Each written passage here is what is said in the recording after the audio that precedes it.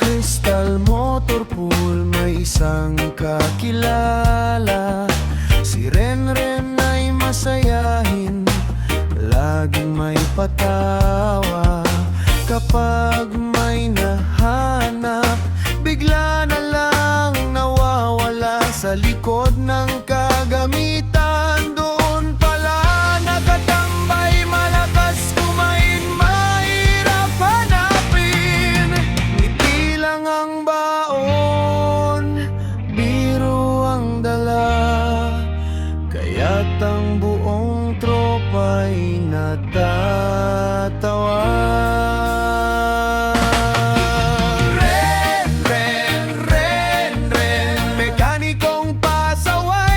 Kapag may trabaho, minsan ay nagtatago pa rin. Pero pag oras na para mag-ayos ng makina, ipinapakita ang husay at galing na kakaiba.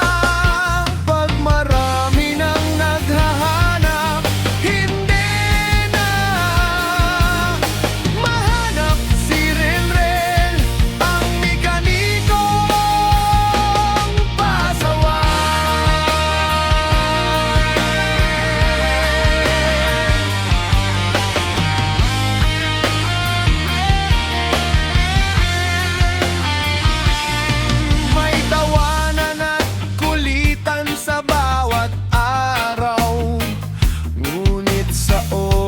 Ng seryosong trabaho'y maaasahan, kasama ang barkada sa iisang layunin.